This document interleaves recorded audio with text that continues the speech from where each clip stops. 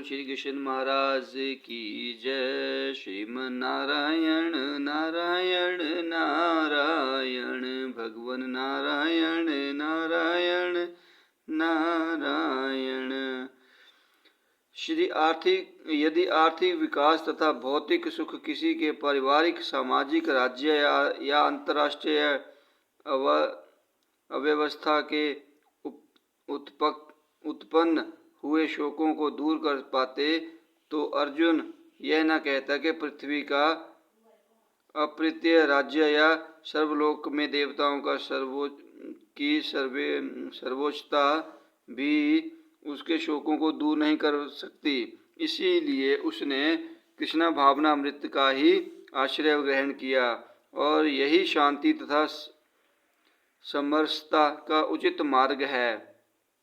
आर्थिक विकास या विश्व आधिपत्य प्राकृतिक प्रलय द्वारा किसी भी क्षण समाप्त हो सकता है। यहाँ तक कि चंद्रलोक जैसे उच्च लोकों की यात्रा भी, जिसके लिए मनुष्य प्रयत्नशील है, एक झटके में समाप्त हो सकती है।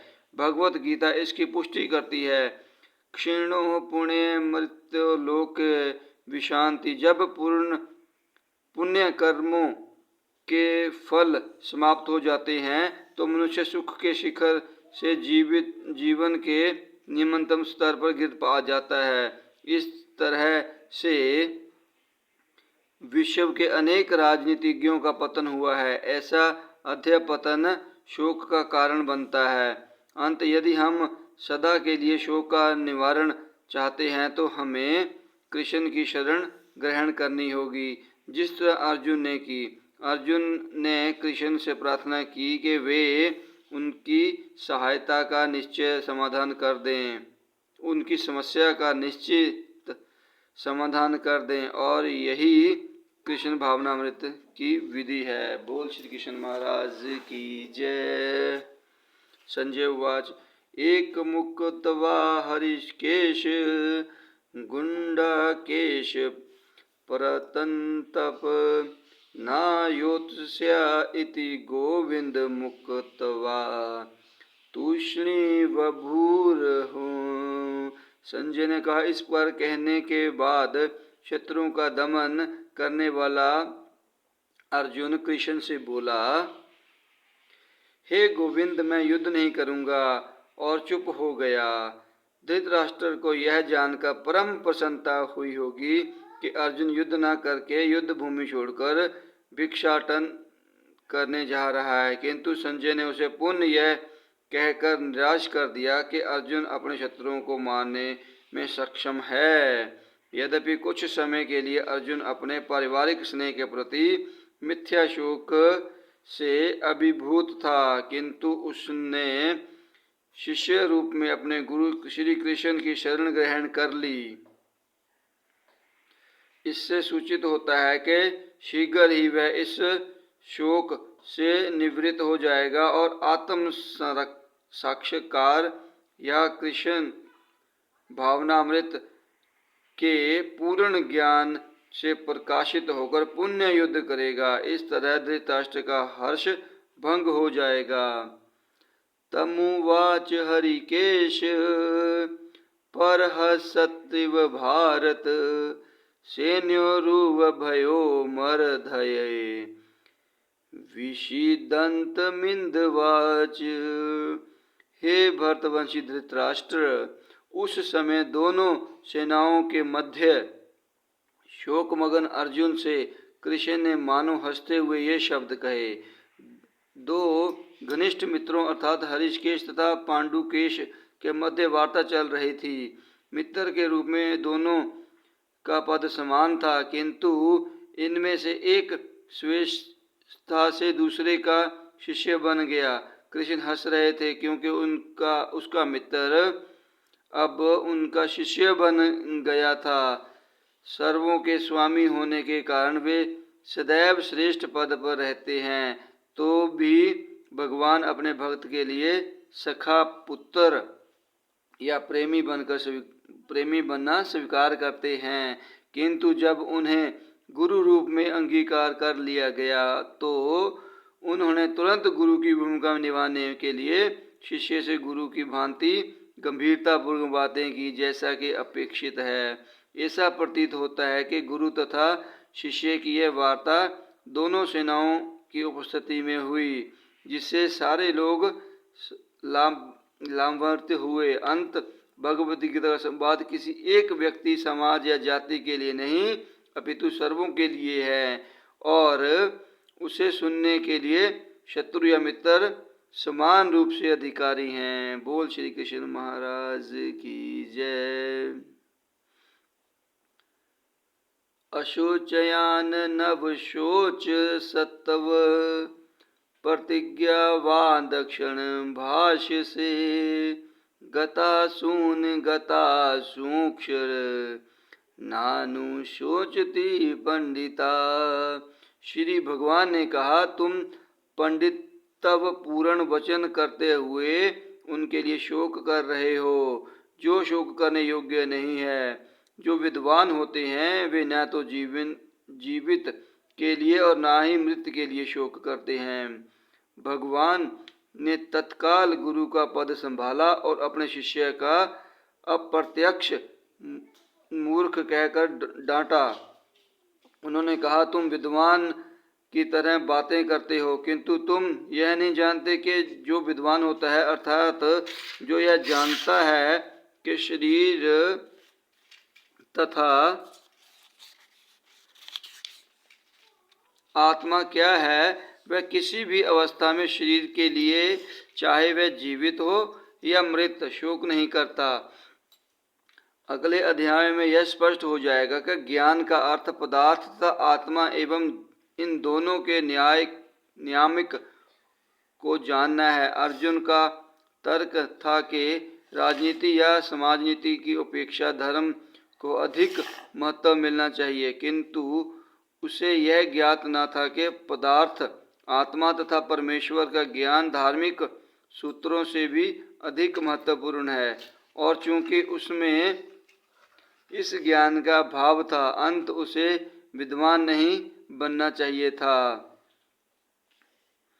और चूंकि वह अत्यधिक विद्वान नहीं था, इसलिए वह शोक के सर्वथा अयोग्य वस्तु के लिए शोक कर रहा था।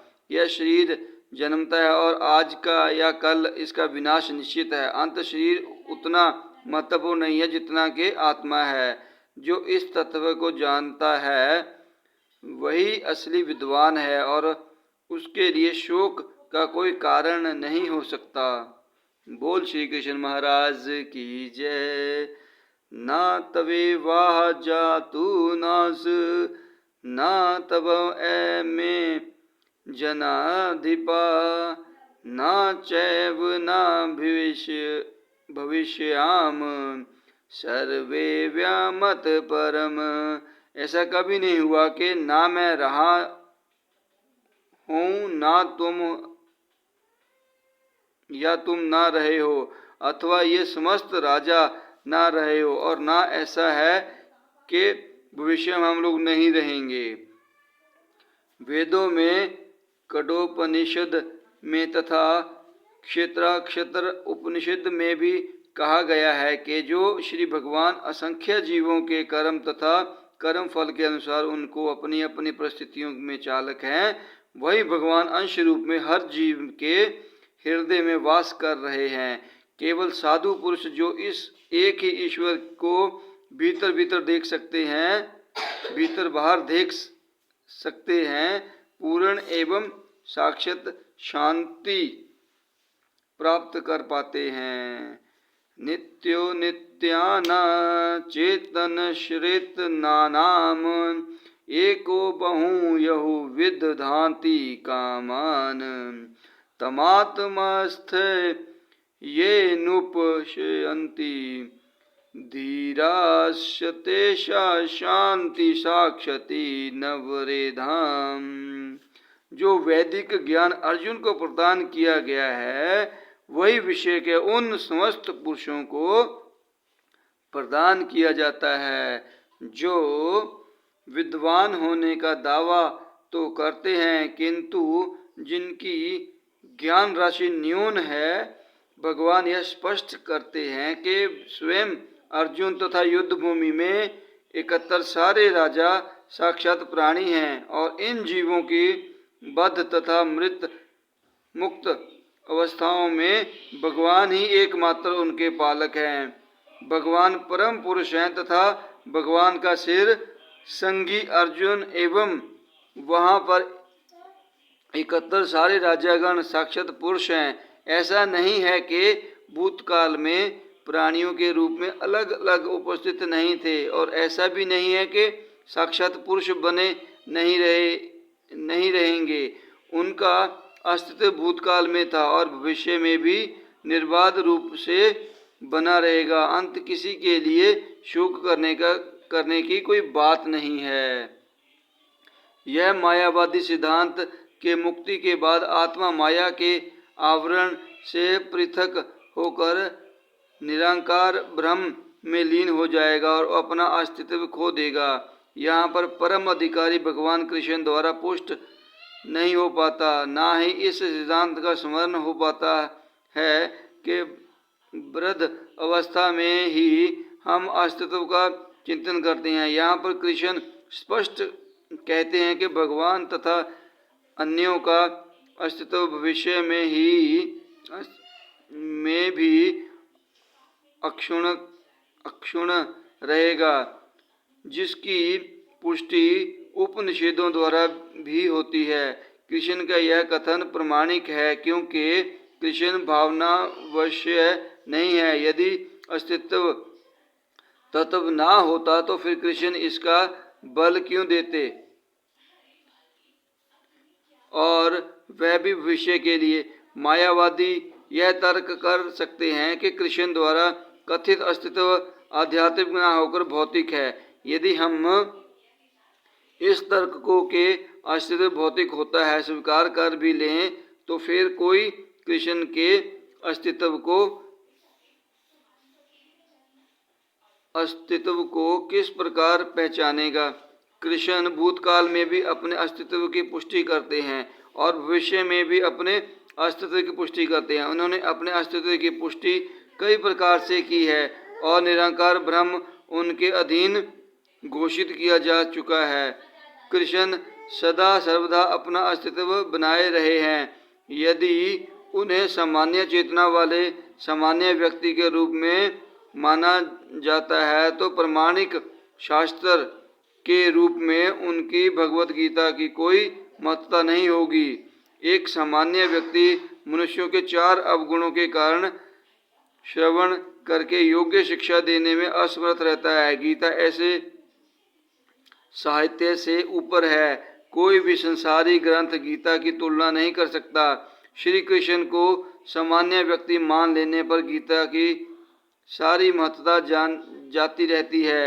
मायावादियों का तर्क है कि इस श्लोक में वर्णित द्वैत लौकिक है और शरीर के लिए प्रयुक्त हुआ है, किंतु इसके पहले वाले श्लोक में ऐसी देहात्म बुद्धि की निंदा की गई है। एक बार जीवों की देहात्म बुद्धि की निंदा करने के बाद यह कैसे संभव है कि कृष्ण पुनः शरीर पर उसी वक्तव्य को दोहराते। अंत यह अस्तित्व आध्यात्मिक आधार पर स्थापित है और इसकी पुष्टि रामानुचार्य तथा अन्य आचार्यों ने भी की है। गीता में कई स्थलों पर इसका उल्लेख है कि यह आध्यात्मिक अस्तित्व केवल भगवदांतों द्वारा श्रेय है। जो लोग भगवान कृष्ण का विरोध करते हैं उनकी इस महान साहित्य तक पहुंच नहीं हो पाती। भक्तों द्वारा गीता के उपदेशों को समझने का प्रयास मधुमक्खी द्वारा मधु पात्र चाटने के सदृश स्पर्श है। पात्र को खोले बिना मधु को नहीं चखा जा सकता। इसी प्रकार भगवत गीता के रहस्यवाद को केवल भक्त ही समझ सकते हैं। अन्य कोई नहीं, जैसा कि इसके चतुर्थ अध्याय में कहा गया है। ना ही गीता का स्पर्श ऐसे लोग कर पाते हैं जो भगवान के अस्तित्व का ही विरोध करते हैं। अंत मायावादियों द्वारा गीता की व्याख्या मानो सग्र सत्य का सरासर ब्रह्मांड का निरूपण है। भगवान चैतन्य ने मायावादियों द्वारा की गई गीता की व्याख्याओं को पढ़ने का निषेध किया है और चेतावनी दी है कि जो कोई ऐसी मायावादी दर्शन को ग्रहण करता है वह गीता के वास्तविक रहस्य को समझ पाने में असमर्थ रहता है। यदि अस्तित्व का अभिप्राय अनुभवज्ञ ब्रह्मांड से है तो भगवान द्वारा उपदेश देने की कोई आवश्यकता नहीं थी।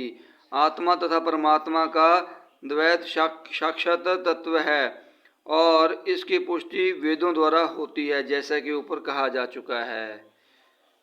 बोल श्री कृष्ण महाराज की जय।